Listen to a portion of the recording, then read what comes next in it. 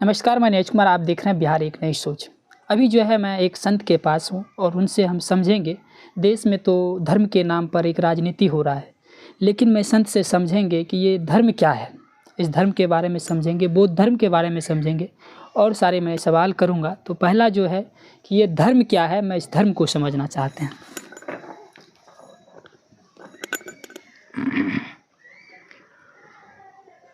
मैं अखिल भारतीय संत मत सत्संग से जुड़ा हुआ अर्थात महर्षि में ही कुप्पा घाट से जुड़ा हुआ आदमी हूँ। इन्होंने भी धर्म की परिभाषा अपने ग्रंथ में, संत मत के सिद्धांत में उनकी परिभाषा में बताया है। शांति प्राप्त करना सभी मनुष्यों का परम धर्म है। शांति ही धर्म है। संतों के मत व धर्म को संत मत कहते हैं। इसी से आपको समझना होगा कि ये धर्म होता क्या है। धर्म वही है जो मानवों के बीच में, संपूर्ण मानवता के बीच में, चाहे वो किसी देश के हों, किसी भेष में हों, किसी जाति के हों, किसी संप्रदाय के हों, अगर उनके बीच शांतिमय जीवन की व्यवस्था नहीं है तो हम लोग अपने गुरु महाराज के कहने के अनुसार उसको धर्म को मानने के लिए तैयार नहीं है। अब सवाल उठता है कि बहुत सारे धर्म हैं, क्या किसी ने सारे धर्मों के अंदर जो छिपी हुई बात है उसको समझने का प्रयास किया है? गुरु महाराज ने इसको समझने का प्रयास किया और बताया सारे धर्मों में एक ही चीज़ है, वह है प्रकाश।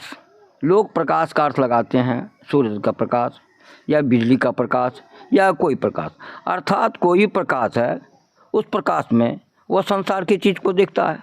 और अंधकार रहता है तो अंधकार में संसार का कोई भी चीज़ दिखाई नहीं पड़ता है। एक तो ज्ञान हुआ कि प्रकाश में सांसारिक चीज़ दिखाई पड़ती है, लेकिन वह एक आत्मिक प्रकाश है, आध्यात्मिक प्रकाश है, जिसके अंदर अगर कोई साधना करके कोई भी मनुष्य, चाहे वो हिंदू, मुस्लिम, सिख, ईसाई कोई हो, इससे कोई लेना देना नहीं है, अपने अंदर में साधना के द्वारा, आत्मिक साधना के द्वारा, आध्यात्मिक साधना के द्वारा जो अंतः प्रकाश को देख लेता है तो उसको तीनों लोग सुझाई पड़ता है, तीनों काल दिखाई पड़ता है। वही सही में धर्म को जानता है, धर्म को समझता है। मैं इस चैनल के द्वारा गुरु महाराज के जो सिद्धांत हैं उनको मैं प्रचार करना चाहता हूँ। मेरा कोई प्रचार नहीं है। और गुरु महाराज ने जो हमारी संस्कृति है भारत की, उसको ही अपनाया है। क्या है हमारी भारत की संस्कृति? आप लोग सब जानते हैं, वसुधैव कुटुंबकम। वसुधैव माना पृथ्वी ही मेरा परिवार है। हमारी वाणी है, आर्ष वाणी है, वेद वाणी है। आप लोग जानते हैं, अयंग निजः परोवेत्ति गणना लघुते तसाम उदार चरिता नाम तो वसुधैव कुटुंबकम। अर्थात छोटे छोटे दिमाग के जैसे बच्चे होते हैं, वह मेरा, मेरी, तेरा, तेरी करता है, लेकिन वही जब बहुत अधिक विद्वान हो जाता है, बहुत अधिक उदार हो जाता है, तो वह समझता है कि नहीं, संपूर्ण संसार ही मेरा परिवार है। सबसे बड़ी बात हमारी संस्कृति की है। देखिए, ये हमारी संस्कृति है। और अब देखिए, थोड़ा सा मैं बताता हूँ धर्म के बारे में। आज मैंने एक पत्रिका, जो अंग्रेजी की पत्रिका है, वह है नेचर के बारे में। नेचर माना होता है प्रकृति। प्रकृति माना आपने नहीं बनाया उसको, वह स्वयं अपने आप बना है और उसका भी अपना कोई धर्म है। आप देख लीजिए, प्रकृति में धर्म है, हवा का धर्म है, वृक्ष का धर्म है, पानी का धर्म है। ये सब प्राकृतिक जो चीज़ है उसका भी अपना अपना धर्म है। और उस धर्म को जो पालन करता है उसको मैं कहता हूँ सही में स्वाभाविक धर्म है। प्राकृतिक धर्म ना स्वाभाविक किसी ने बनाया नहीं है। अगर उस धर्म का लोग पालन करते हैं तो वही सही में धर्म है। अब देखिए, क्या हमारे देश में ऐसी बात है? नहीं, संपूर्ण दुनिया में कोई भी देश हो, कोई भेष वाला हो, वह प्राकृतिक धर्म को सबसे पहले, क्या सूर्य की पूजा हम ही करते हैं? क्या भारत के लोग करता है? क्या दुनिया का और देश नहीं करता है? क्या चंद्रमा की पूजा हम ही करते हैं? क्या दुनिया का लोग नहीं करता? क्या नदी की पूजा हम ही करते हैं? दुनिया का लोग नहीं करता है? धरती की पूजा हम ही करते हैं? दुनिया का लोग नहीं करता है? संपूर्ण दुनिया में, संपूर्ण पृथ्वी पर सबसे पहले प्राकृतिक ही पूजा होती है, क्योंकि प्रकृति से हमें भरण पोषण होता है, सब कुछ होता है, सुरक्षा भी होती है, विकास भी होता है, आनंद भी होता है। यही तो जिंदगी है। क्या है आनंद? सत्यम शिवम सुंदरम, यही तो बात है। ये नहीं खाओ पियो मौज उड़ाओ और दुनिया को खूब सताओ, यह कोई धर्म नहीं है। एक सवाल है बाबा जी कि हमारा जो जाति है, जैसे हम लोग शूद्र, ब्राह्मण, क्षत्रिय, वैश्य, ये एक जाति है। आज हमारा समाज जाति में बटा हुआ है, लेकिन ये जाति कहाँ से आया? कहा जाता है कि ब्रह्मा के मुख से जो है वो, थोड़ा सा आप विस्तार से बता दीजिए कि जाति कहाँ से आया। देखिए, आपका ऐसा ही प्रश्न है, विस्तार से बताने के बाद कई पुस्तक हो जाएंगे, लेकिन शॉर्ट में बता सकते हैं। मैं बहुत संक्षेप में बताऊंगा। देखिए, पहले समझिए, ये जाति शब्द मतलब होता है जहाँ से हम जन्म लिए, अर्थात मेरा जो नस्ल है। मान लीजिए हम पशु से जन्म लिए तो हम पशु ही कहलाएंगे, नहीं है? हाथी से जन्म लिए हाथी कहलाएंगे, या बकरी से जन्मे तो बकरी जाति। ये जाति शब्द से होता है जिस नस्ल से, जिस रेशे से या जिस जोनी से, जो अपनी अपनी भाषा है उससे जो हम जन्मे तो उसको जाति कहते हैं। लेकिन यहाँ जाति की परिभाषा बदल गई है। अब देखिए, आपने कहा था हमारे वैदिक धर्म में क्या बात है। हमारे वैदिक धर्म में जात शब्द नहीं है कहीं लिखा हुआ, वहाँ क्या है? वर्ण है। वर्ण माना होता है कि जो जिसने स्वाभाविक ढंग से काम को वर्ण किया उसको वर्ण कहते हैं। भगवान कृष्ण ने स्वयं अपने गीता में कहा है, चातुर्वर्ण्यम मया सृष्टा गुण कर्म विभाग सा। अर्थात इसका अर्थ है, जब हमारा समाज बहुत आगे बढ़ गया, बहुत सारी समस्याएं उत्पन्न हो गई, बहुत सारी आवश्यकताएं हो गई, बहुत सब चीज़ की ज़रूरत पड़ गई, तो सब लोग काम करने लगे। और जिस काम में जिसको निपुणता थी, भगवान कृष्ण ने कहा, जाओ भाई तुम यही काम करो, क्योंकि इस काम में तुम्हारी निपुणता है और अच्छी तरह से तुम काम को कर सकोगे, जिससे कि हमारे समाज का विकास हो सकेगा और समाज के सभी लोग जो है बड़ी आनंदित रहेंगे। यह वर्ण व्यवस्था थी, जात पात नहीं था। और जात होगा क्यों? सभी तो देखिए, जात माना होता है एक मनुष्य। हम मनुष्य पैदाइश से तो मनुष्य की जात हो गया।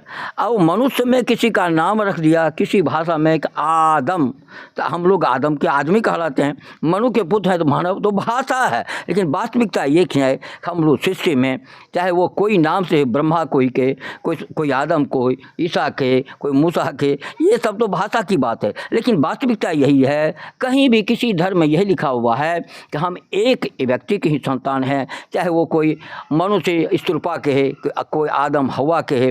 वास्तविकता ये नहीं है। वास्तविकता वर्ण व्यवस्था संपूर्ण विश्व में है। लेकिन दुख की बात है, हमारे भारत में और दुनिया के किसी देश में, यहाँ जो कर्म किया ना उसको उन्होंने जाति मान लिया, और इसके आधार पर जो काम करने वाले हैं, जैसे देखिए मेहतर एक जाति है, कितना सुंदर है मेहतर, मनुष्यों पर दया करने वाला, और वो काम क्या करता? पैखाना फेंकने वाला, और उसको कहता सबसे छोटी जाति। कितना बढ़िया काम करता है। अब देखिए, दूसरी जाति एक जोल्हा होता है, जिसके बारे में है कि जोल्हा को बड़ा नीचा जाति कहा जाता था और उसको पानी पीने के लिए कुआं पर नहीं दिया जाता। लेकिन देखिए कितना बड़ा काम करता है, वह कपड़ा बना करके, सूता काट के और हमारा एक कपड़ा तैयार कर देता है, चाहे कम्बल तैयार करे, चाहे सूती वस्त्र तैयार करे, रेशमी वस्त्र, सब तो जोल्हा का ही काम है। अब कितना बड़ा समाज को उपयोगी चीज़ देता है, बताइए, तो इसको कहेगा छोटा जात। और अगर ये काम करना बंद कर दे तो क्या होगा? हमारी आवश्यकता पूर्ति नहीं होगी तो हम दुखित होंगे कि नहीं?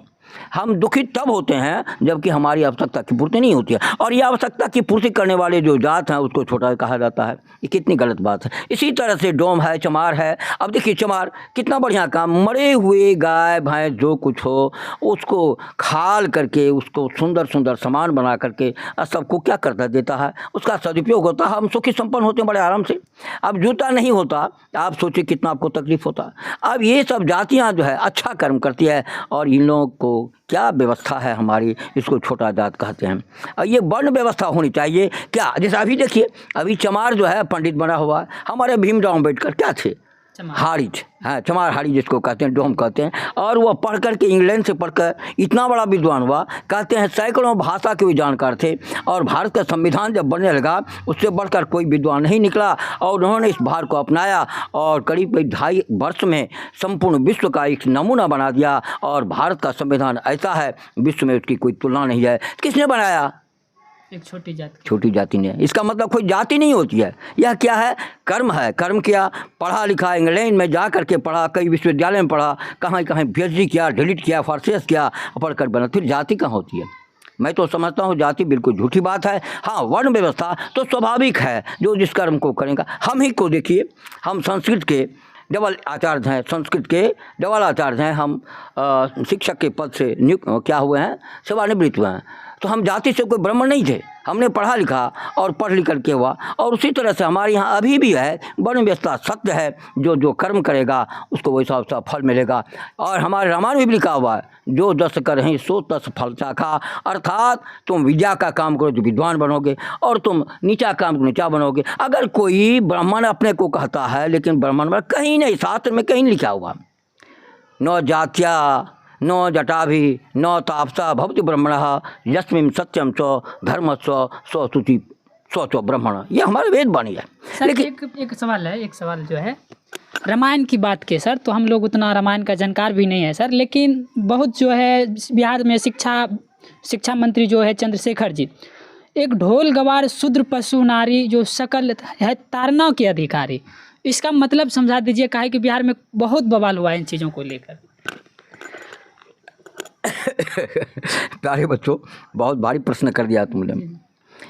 दिखा, चंद्रशेखर जी हो या कोई हो, रामायण में जो भी बात है उसका सही सही अर्थ लोग नहीं लगाता है, नहीं लगा सकता है। हमारी महर्षि परमहंस जी महाराज ने रामायण पर एक टीका लिखी है, जिसको कहते हैं रामचरित मानस सार सटिक। उसमें भी इसकी व्याख्या की गई है, ढोल गंवार शूद्र पशु नारी ये सब हैं ताड़न के अधिकारी। ताड़ना का अर्थ लगाते हैं ये लोग, सामान्य लोग ताड़ना का अर्थ लगाते हैं, क्या जानते हैं, मारना पीटना। नहीं तो अर्थ क्या है, ढोल को लगाते हैं, क्या पीटते हैं ना, तो क्या करते हैं, यह तब आवाज़ होती है, ये आप लोगों करते हैं। ढोल गंवार जो है गांव का लोग जिसको बुद्धि नहीं है और उसको ब्राह्मण लोग मारते हैं तो वो काम करता है, ये अर्थ लगाते हैं ढोल गंवार। शूद्र ये जाति होगा। आप देखिए शूद्र के बारे में माने कोई सही जानकारी नहीं है लोगों को। शूद्र का माने कितना बढ़िया है, देखिए कितना शूद्र बना है। शूद्र बनाता है सुदृढ़, अर्थात आपका पाँव, वेदों में लिखा हुआ है, ये मस्तिष्क जो है, मस्तिष्क जिसको मुख्य कहा गया है, मुख्य माना ब्रेन जो है सबसे बड़ा हेड है, हेड कहा गया है। ब्रेन को हेड भी कहा गया, नहीं कहा गया है, हेड है, बड़ा है। उसके बाद सेकंड में है बाहु। अगर मान लीजिए कोई लाठी माथे पर मारता है तो हाथ क्या करता है, उसके बचाव करता है, तो यह रक्षा करता है। इसको क्षत्रिय कहिए, है ना। भुजा क्या है, वह क्षत्रिय, जिसको भुजा को आर्म भी कहते हैं। आप आर्मी जानते हैं, आर्मी में क्या होता है जी, सेना। तो हमारे इस शरीर का सेना कौन है, ये हाथ है। और इसका हेड क्या है, इसका कमांडर कौन है, हेड, शरीर जिसको कहते हैं। इसको मुखम कहा गया है ना। किसी ने इसको ब्रह्मा भी कहा दिया, कहना चाहिए। ब्रह्मा मतलब ही होता है ज्ञानवान। और उसके बाद हम लोग क्या करते हैं, हमारे समाज में एक जाति होती है जिसको आप वैश्य कहते हैं, वो क्या करता है, संपूर्ण दुनिया से सामान खोद करके लाता है और वह व्यापार करके थोड़ा सा नफा करके सबको मुहैया करता है। इसी को वैश्य कहते हैं, व्यापार का। और हमारे शरीर में देखिए, हम कमा करके हमारा पैर जो है कहीं जाता है, कमा के पैर ही नहीं जाता है। अगर पैर किसी का कमज़ोर हो तो क्या होगा, वो कमा सकेगा। इसलिए सबसे बड़ा पैर जो है वह सुदृढ़ है। अब पैर को सुदृढ़ क्यों कहा, अगर पैर आपका मजबूत हो तो लड़ाई कर सकते हैं, मारपीट कर सकते हैं, जा सकते हैं, किसी भी काम को कर सकते हैं। इसका नाम सुदृढ़ है और उसका वास्तविक नाम सुदृढ़ है। सुदृढ़ से अपभ्रंश होकर सुदृढ़ हो गया, लोग इसका अर्थ लगाता है।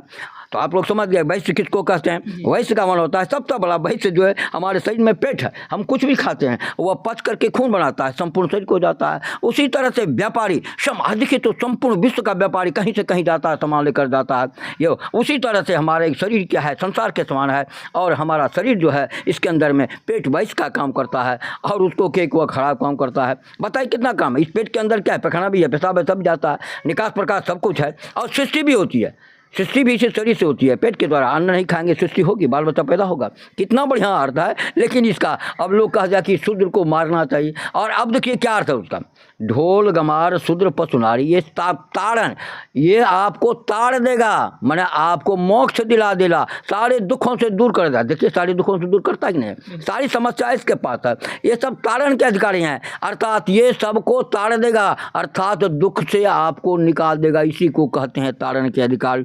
लोग अर्थ उसको मारो पीटो, ये सब तो बनावटी अर्थ है। मैं बनावटी अर्थ के जाता हूँ, वास्तविकता अर्थ है मैं, क्योंकि देखिए हमारा विचार क्या है? संपूर्ण विश्व की मानवता को एक जगह रखना क्या है हमारा?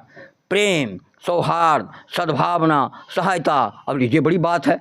एक दृष्टांत मैं देता हूँ। भगवान बुद्ध की कहानी में कल पढ़ रहा था। भगवान बुद्ध, शाम का समय था, शाम में हम लोग सत्संग करते हैं।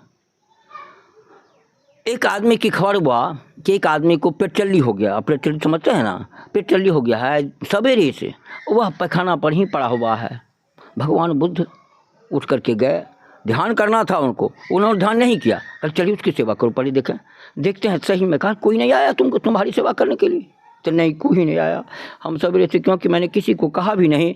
अगर मैं कहता तो वो ध्यान करने के लिए, तो ध्यान में उसकी बाधा होती। मैंने कहा नहीं भाई, आप लोग ध्यान करने के लिए जाए, हम जैसे हो पड़े हुए हैं।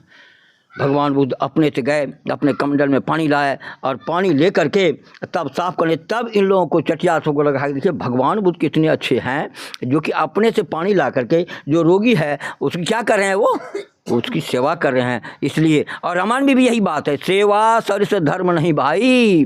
देखिए कितना बढ़िया है, सेवा सरिस धर्म नहीं भाई। और दूसरे को कष्ट देना ये सबसे बड़ा बात। परोपकाराय, महाभारत में है, परोपकाराय पुण्याय पापाय परपीड़नम, परहित सरिस धर्म नहीं भाई, पर पीड़ा समान यधमाई। अपना अपना अर्थ लगाता है, कुछ से कुछ को रामायण का विरोध करता है, कुछ का विरोध करता है। विरोध इसलिए करते हो, तुम्हें पूरी जानकारी नहीं है, संपूर्णता की जानकारी नहीं है। जब संपूर्णता की जानकारी होगी तो कहीं कोई विरोध करने वाला नहीं है। अब अर्थ का अनर्थ लगाओगे, कुछ से कुछ लगाओगे, तब तो लड़ाई होगी ही। देख लीजिए। एक सवाल और है मेरा सवाल है कि मैं एक प्रवचन सुन रहा था मोबाइल में, और वो संत कह रहे थे शूद्र कितना भी पढ़ा लिखा क्यों ना हो, वो ब्राह्मण नहीं बन सकता है। चाहे ब्राह्मण पढ़ा लिखा हो या नहीं हो, वो जन्म से ही ब्राह्मण है तो वो पूजनीय हो सकता है। लेकिन शूद्र जाति अगर पढ़े लिखे हैं तो फिर वो भी पूजनीय नहीं हो सकता है। मनुस्मृति में साफ लिखा हुआ है। अब मैं मनुस्मृति, क्योंकि मनु को लोग सबसे बड़ा ब्राह्मण का राजा मानते हैं, नहीं, मनु भगवान का बड़ा विरोधी हो रहा है। मनुस्मृति की बात करता हूँ। मेरे पास पुस्तक तो अभी है, निकालने में दिक्कत हो जाएगी, मेरे पास पुस्तक है। उन्होंने लिखा है, जिस शूद्र में शूद्र का कोई गुण नहीं हो, ब्राह्मण का सारा गुण हो, आप उसको शूद्र नहीं कर सकते हैं। और जो जाति से अपने को ब्राह्मण कहता है लेकिन ब्राह्मण का गुण उसमें नहीं है, वह कभी ब्राह्मण नहीं हो सकता है। ये मनुस्मृति में लिखा हुआ है। मैं अभी श्लोक वगैरह तो नहीं दिखा सकता हूँ। अगर आप देखना चाहते हैं तो मेरे पास सत्संग युग है महर्षि में परमहंस जी महाराज का, उसमें साफ लिखा हुआ है। इसलिए ऐसा कोई अगर ब्राह्मण कहता है कि ब्राह्मण कभी शूद्र नहीं हो सकता है और शूद्र कभी ब्राह्मण हो सकता है, बिल्कुल यह गलत है, क्योंकि जाति से कोई ब्राह्मण नहीं होता है। मनुस्मृति में एक जगह लिखा हुआ है। ज़रा इसको बढ़िया से, मैं जो भी सुन रहे होंगे उसको सुनेंगे। जन्मना जायन्ते सर्वाणि शूद्रा, जन्म से सभी शूद्र होते हैं, क्योंकि वो बिल्कुल क्षुद्र मार्ग से बिल्कुल छोटा उसका आकार होता है, इसलिए सब शूद्र हैं। जन्मना जायन्ते सर्वाणि शूद्रा संस्कारा द्विजोच्यते। द्विज मना होता है दोबारा जन्म हो। दोबारा जन्म क्या होता है? एक तो ये पेट से जन्म होता है, दोबारा ज्ञान के क्षेत्र में, ज्ञान के ब्रह्मांड में जब जिसका जन्म होता है, ज्ञान की शुरुआत जब वो करता है, तो उसको कहते हैं संस्कार देना। संस्कारा द्विजोच्यते। देखिए, द्विज मना होता है ब्राह्मण, मैंने दो बार जिसका जन्म हुआ। एक बार तो माँ के उदर से जन्म लिए, और दूसरी बार जब कहीं पढ़ने के जाते हैं, जिसको संस्कार कहते हैं, अक्षर आरंभ कहते हैं, विद्या का आरंभ कहते हैं, या जिसको जगोपवीत कहते हैं, या उपनयन जिसको कहते हैं, या गायत्री मंत्र का उसको प्रदान किया जाता है, या जप करने के लिए, या ओंकार मंत्र के लिए, या कोई भी ध्वन्यात्मक नाम उसको दिया जाता है, उसको संस्कार कहते हैं। तो क्या हो गया? मनु भगवान ने कहा संस्कारा द्विजोच्यते। लेकिन केवल पढ़ने लिखने से नहीं होगा, शुद्ध जब पढ़ने के जान जाएगा, जिसलिए कहा वेद यह विशेष प्रकारेण प्रपठति यदि विप्रः। जो वेद को ठीक हम पढ़ते में किताब, हमने बहुत बच्चे को देखा हिंदी तो पढ़ता है लेकिन पढ़ने के लिए भी नहीं करता, आकार हर शिकार देखिए कर कुछ आता ही नहीं तो गलती पढ़ रहा है। अगर वह शुद्ध वेद को पढ़ लिया तो वह विप्रकार आता है, हो गया वेद। देख लीजिए कौन कर रहा है? ये मनु भगवान कर रहे हैं, मनुस्मृति में कर रहे हैं। 12वां अध्याय का 22वां श्लोक है। अब चलिए उसके बाद ब्राह्मण को है, ब्रह्मयो यानाति स ब्रह्मणः, ब्रह्म में जो विलीन हो जाता है, अर्थात ईश्वर क्या है, वह निराकार मोंकार मूलम तुरीयम चिदाकाशमाकाशवासम, जिसको मर्त्य परम से कहा, जो परम तत्व आदि अंतरहित असीम अजन्मा अगोचर सर्वव्यापक और सर्वव्यापकता के भी पड़े हैं, उसे ही सर्वेश्वर सद्भाधार मानना चाहिए। अब देखिए, उनको जो प्राप्त करेगा वह ब्रह्म कहलाएगा, ना कि एक ठो जनवा पाने से। अरे बाबू, जनवा पाने से ब्रह्म, तो बकरी और बोतों को भी जनवा पहने दो। अरे भाई, तुम स्त्री को जो जनवा पहना करके ब्राह्मणी बना सका, जो तुम्हारी ब्राह्मणी कहलाती है उसका कोई संस्कार नहीं होता, उसको तुम नीच कहते हो। और तुलसीदास ने कहीं कहीं गलती किया है, मैं गलती पर किसी का आलोचना नहीं करता, मेरा सिद्धांत नहीं है किसी का आलोचना करना। और बोलिए कुछ। तो जैसे कि देखे कि जो है संत जी से मैंने हर सवाल किया है, और एक सवाल होगा लास्ट में, जो सवाल होगा, हम लोग सरस्वती माँ को विद्या का देवी कहते हैं, लेकिन सरस्वती माँ का जब इतिहास हम लोग पढ़ते हैं तो उनके इतिहास ही कुछ अलग होता है। जब हम सावित्री बाई फुले की जब पढ़ते हैं तो कहता है कि देश की पहली शिक्षिका जो है सावित्री बाई फुले है, और उनको ही हम शिक्षा की देवी मानते हैं। तो बस इस दोनों को हम समझना चाहते हैं, शिक्षा की देवी जो है सरस्वती माता है या सावित्री बाई जो है वो माता है। सर बता दीजिए। बहुत महीनी प्रश्न है आपका। अंग्रेजी में भी सरस्वती माँ होती है, वहाँ सरस्वती नहीं है ना, वहाँ विद्या की देवी कही जाती है, गॉडेस ऑफ लर्निंग। आप लोग कहीं पढ़े लिखे होंगे तो गॉडेस ऑफ लर्निंग। वहाँ मूर्ति पूजा नहीं होती है, वहाँ पुस्तकों का अंबार पड़ा है, जैसे पुस्तकालय है, वो क्या है, वह सरस्वती का मंदिर है। सही में वहाँ कोई मूर्ति नहीं है, लेकिन अंबार है, अछोर पुस्तकालय है। और सही में वह पुस्तक जो है मुसलमान नहीं पूछता है, मैं कहता हूँ, आलोचना नहीं करना था, सरस्वती तो क्या विद्वान नहीं है? ईसाई लोग मूर्ति पूजा नहीं करते तो विद्वान नहीं है? और आप जहाँ तक ये प्रश्न है, ये सरस्वती की मूर्ति पूजा करना, उसका इतिहास देखना, हम लोग उसको अच्छा नहीं समझता हूँ, क्योंकि उसका इतिहास बड़ा ही खराब है। आपके पुराण वगैरह में जो लिखा हुआ, इसलिए उस पैखाना पर ढेला फेंकना उसको अच्छा नहीं समझता हूँ। जो कोई कहे उसको कहने दीजिए, लेकिन मैं कहता हूँ इसको नहीं, बल्कि सरस्वती कौन है ना, उसके बारे में मैंने बहुत दिन पहले कहा था। जिसमें सम्यक रस हो, आनंद हो। किस में आनंद होगा? मूर्ति में, है ना। देखिए एक जगह श्लोक लिखा हुआ, काव्यशास्त्र विनोदेन काल गच्छति धीमताम व्यसनेन च मूर्खानाम निद्रा कलहेन वा। आनंद कहाँ होगा? आप शास्त्र पढ़ें, चाहे किसी भाषा धर्म जाति के हो, उसके पुस्तकों को पढ़ें तो ज्ञान होगा, उसमें आपको आनंद होगा। ज्ञान ही आनंद है, वहाँ सरस्वती है। अब लीजिए, आप जो अभी कह रहे थे किसकी पूजा होनी चाहिए, पूजा तो उसकी होनी चाहिए जो अच्छा कर्म किया। कहीं आपने पढ़ा है कि सरस्वती ज़्यादा कर किसी स्कूल में किसी गरीब के बच्चे को, डोम चमार के बच्चे को पढ़ाने का प्रयास किया है? कहीं कोई इतिहास है? बस एक सरस्वती बेटी है। किसकी बेटी है? अगर वो कहना शुरू कर देंगे तो लोग हंसे मत कि साधु महात्माओं को यही कहते, मैं वो नहीं कहूँगा। लेकिन मैं एक बात कहूँगी, अगर किसी की पूजा होनी चाहिए जिसने कि विद्या का प्रचार किया उस समय, जबकि वेदों में लिखा हुआ है स्त्री शूद्रो न धीयताम, न तो स्त्री को पढ़ने दो न शूद्रों को पढ़ने दो। उस स्थिति में आज से लगभग 300 वर्ष पहले या 200 वर्ष पहले, जबकि स्त्रियों को नहीं पढ़ा जाता था, शूद्रों को पढ़ने की बात ही नहीं है, उस समय सावित्रीबाई फुले, ज्योतिराव फुले बाबा की पत्नी, जो कि गांव-गांव में जाकर के थोड़ा बहुत ही पढ़ी, जाकर के स्कूल का सैकड़ों हजारों स्कूल खोला, जिसमें ब्राह्मणों की बच्चों की पढ़ाने की बात आई। उस समय तो ब्राह्मणों की बच्ची भी नहीं पढ़ाई जाती। कोई प्रमाण दे दे कि लड़कियों को पढ़ाने के लिए कोई व्यवस्था उसमें ब्राह्मणों की थी, कहीं नहीं प्रमाण मिलता है। एक ब्राह्मणी की लड़की को पढ़ाने के लिए एक शूद्र जाति की स्त्री ने इतना बड़ा काम किया, तो मैं तो समझता हूँ सबसे बड़ी सरस्वती यही है। और मेरा ऐसा विचार है, जिन्होंने शिक्षा का प्रचार उस क्षेत्र में किया, जिस क्षेत्र में हारी डोम चमार को दिन में देखना भी बड़ा मुश्किल था और रात में वो निकलता था, उसी हारी डोम चमार को निशाचर की संज्ञा दी गई है। लेकिन उन्होंने शिक्षा का इतना प्रचार किया।